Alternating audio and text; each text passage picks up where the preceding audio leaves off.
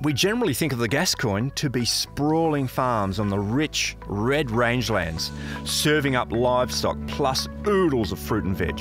But right off the shores of our great state provides a whole range of world-beating produce. Think blue swimmer crab, scallops, crystal crab, pink snapper, and of course the king and tiger prawn. This region's leading seafood company is without doubt Mareterram, Shark Bay's largest licence holder in this prawn fishery. This area is abundant with king and tiger prawns with average catches of 2,000 tonnes a year. James, how long has this fishery been operating in Shark Bay? The prawn fishery's been going about 1962. And funnily enough, it's actually been a managed fishery since 1960s as well, which means that the Department of Fisheries issued a certain amount of licences that couldn't be exceeded, and only those licences could fish in the fishery. So it's a well understood, well managed fishery with obviously a lot of longevity and obviously some good sustainability credentials. When you talk about the way the fishery's been managed, it's recently acquired an MSC certification. MSC is Marine Stewardship Council, and it's a global independent body that recognises sustainable fisheries and certifies sustainable fisheries.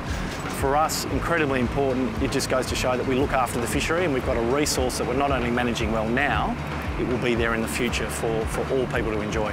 We fish actually a very small part of the bay. The total fishery in size of it in excess of 40,000 square kilometres, and in any one year we probably only fish about 4,000 square kilometres.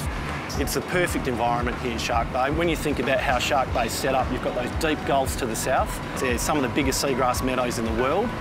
The larval stage move in there. They can grow up in an area that's warm, it's hypersilane, it's full of food. But most important, with all those seagrass meadows, there's lots of protection.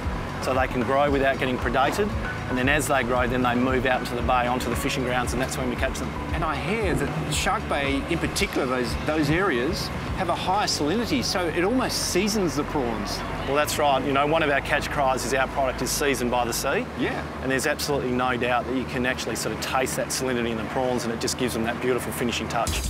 It takes just 30 minutes from catching the prawns to sort them to snap freeze them on deck, which ensures maximum freshness for customers, not only here in Australia, but also overseas. Thanks, Skip. Look at this, look at this. We've just got these fresh caught king prawns out of Shark Bay.